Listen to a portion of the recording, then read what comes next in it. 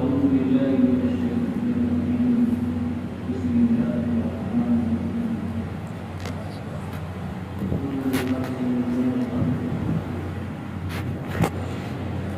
وفي حديث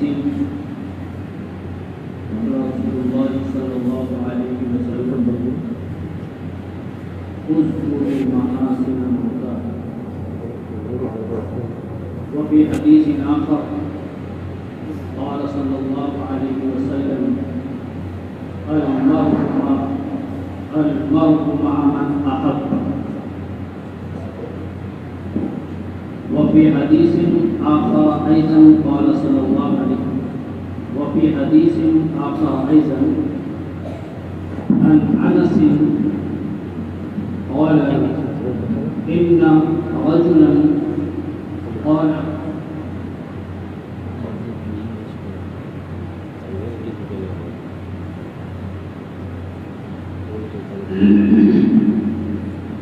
وفي حديث آخر أيضا عن أنس قال إن رجلا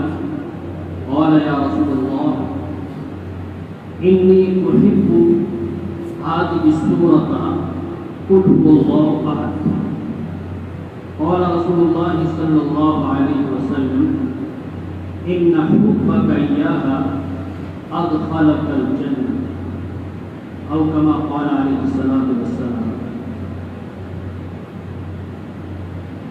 حضرات اساتذہ کرام، علماء ذی وقار، مہمانان اعظام، پیارے ساتھیوں محترم،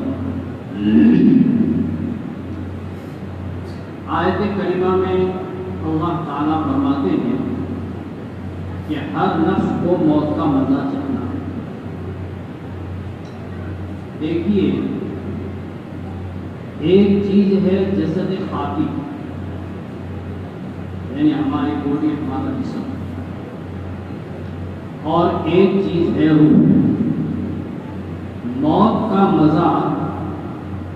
روح چکھتی ہے، اور روح کے موت کا مزہ چکھنے کا مطلب یہ نہیں ہے کہ روح جب موت کا مزہ چکھتی ہے تو بالکل ختم ہو جاتی ہے، نیست و نابود ہو جاتی ہے، بلکہ روح کے موت کا مزہ چکھنے کا مطلب یہ ہے کہ روح جسد خاکی سے اس دنیا سے منتقل ہو کر عالم برزخ کی طرف چلی جاتی ہے۔ اور حدیثوں میں آتا ہے کہ عالم برزخ میں روحوں کے سامنے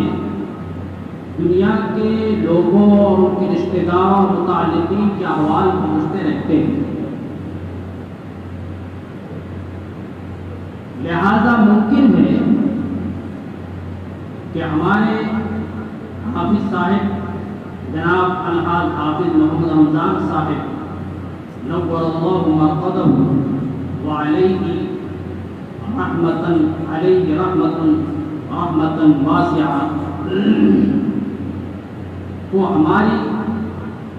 اس مجلس کا حال اور ہم نے جو ابھی ایصال ثواب کیا ہے اس کا پہنچا ہو، اور ہم آگے بھی ایصال ثواب کریں گے تو اس کا حال حضرت حافظ صاحب رحمۃ اللہ علیہ کو پہنچتا رہے گا۔ اس لیے ہمیں چاہیے کہ ہم زیادہ سے زیادہ حافظ صاحب رحمۃ اللہ علیہ کے لیے ایصال ثواب، یہ ان کے فائدے کے لیے بڑی چیز ہے۔ اللہ تعالیٰ ہمیں اس کی خوب سے خوب تر توفیق دے۔ حدیث پاک میں آپ صلی اللہ علیہ وسلم فرماتے ہیں اذکروا محاسن موتاکم۔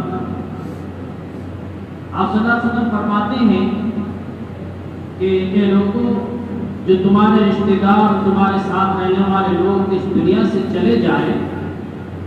ان کی روحیں اس دنیا سے انتقال کر جائے تو تم ان کے محاسن، ان کی خوبی اور ان کی اچھائی کی یاد کرو۔ اور اس کا مقصد یہ ہوتا ہے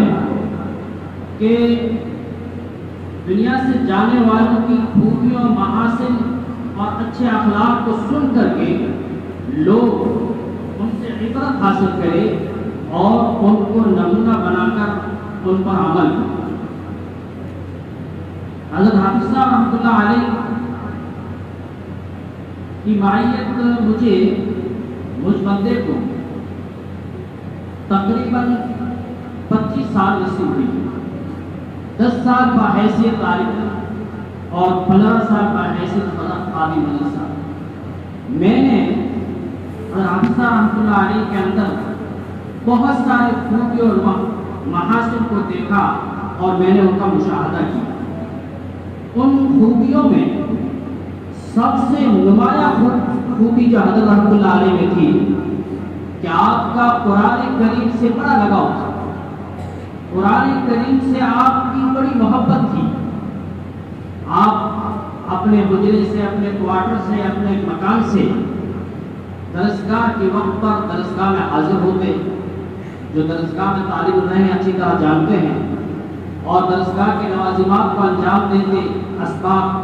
آموختہ وغیرہ سنتے، پھر جیسے ہی ان کاموں سے فارغ ہو جاتے قرآن پاک کی تلاوت میں رفع لسان ہو جاتے، اور پھر درسگاہ کے وقت کے علاوہ مسجد میں نماز سے پہلے جب بھی آتے، بعد میں جب بھی بیٹھتے، تلاوت قرآن کریم فرماتے رہتے۔ بڑی آپ رحمۃ اللہ علیہ کو قرآن سے محبت تھی، اور حدیث پاک میں ہے المرء مع من احب، اور دوسری حدیث میں حضرت انس رضی اللہ تعالیٰ عنہ فرماتے ہیں ان رجلا قال یا رسول اللہ انی احب هذه السورة قل اللہ احد، اے القرآن الکریم۔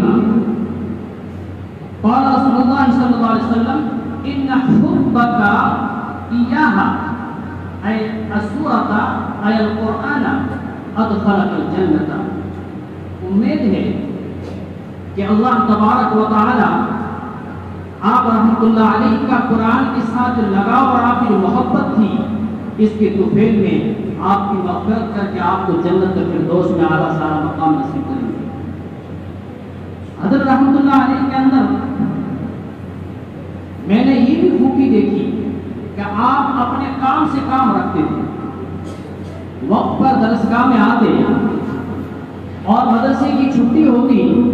تو اپنے حجرے، اپنے کوارٹر، اپنے مکان میں چلے جاتے تھے۔ ایسا نہیں کہ گپ شپ میں لگ گئے ہوں، قرآن کی باتیں کر رہے ہوں، ٹھیک ہے تو مل گیا، خیر معلوم کر لی، باقی فضول کی باتیں۔ جیسا کہ آج کل ہماری جماعت کے اندر اس بات کا فقدان پایا جا رہا ہے، یہاں تک کہ تعلیم کے ٹائم میں بھی، تو حضرت رحمۃ اللہ علیہ اپنے کام سے کام رکھتے تھے، یعنی بیکار کسی بات میں، کام میں لگنا پسند نہیں کرتے تھے۔ اسی طرح حضرت رحمۃ اللہ علیہ کے اندر، حضرت حافظ رحمۃ اللہ علیہ کے اندر میں نے یہ بھی خوبی دیکھی کہ آپ نے 25 سال تو میں نے دیکھا ہے، 50 سال اس مدرسے کے اندر خدمت انجام دی، کبھی آپ کو عہدے کا لالچ نہیں تھا، کبھی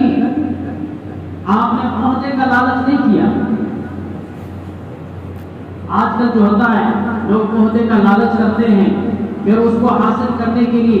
پتہ انہیں کیا کیا باتیں اور کیا کیا کام کر بیٹھتے ہیں۔ آپ کو بالکل لالچ نہیں تھا، اپنی درسگاہ کی ذمہ داریاں، درسگاہ کے لوازم کرنا اور قرآن کریم سے تلاوت، یہ آپ کا مسئلہ ہے۔ اسی طرح میں نے حضرت حافظ رحمۃ اللہ علیہ کے اندر یہ بھی خوبی دیکھی کہ آپ کی آمدنی بڑی محدود اور چھوٹی سی تھی، درسگاہ کے حاضری کے بدلے میں جو تنخواہ ملتی تھی وہ تھی۔ اس آمدنی کو آپ بڑے جچے کھلے انداز سے استعمال کرتے تھے اور خرچ کرتے تھے، بڑے جچے کھلے انداز سے، اور اللہ تبارک و تعالیٰ کو آپ کا یہ طریقہ اتنا پسند آیا کہ آپ نے اپنی پوری زندگی کے مصارف اور ضروریات اس تنخواہ سے پورا کر لیا، اور آخر میں جاتے جاتے ابھی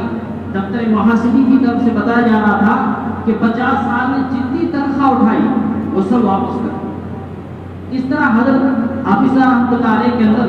بہت ساری خوبیاں تھیں، میرے ذہن میں بھی فہرست ہے، اور ان کی درسگاہ میں جو شاگرد رہے ہیں وہ بھی اچھی طرح جانتے ہیں۔ وقت اجازت نہیں دے رہا ہے، بس چند خوبیاں جو میں نے آپ کے سامنے ذکر کی ہے، ان کو اللہ تبارک و تعالی ہمیں اپنی زندگی کے اندر اتارنے اور عمل کرنے کی توفیق عطا فرمائے، اور ہمیں ابھی بھی کیا اور آگے بھی حضرت حافظ رحمۃ اللہ علیہ کے لیے زیادہ سے زیادہ ایثار ثواب کرتے رہنا چاہیے۔ وآخر دعوانا Thanks for watching. Don't forget to like, comment, share and subscribe to Al Wahid channel.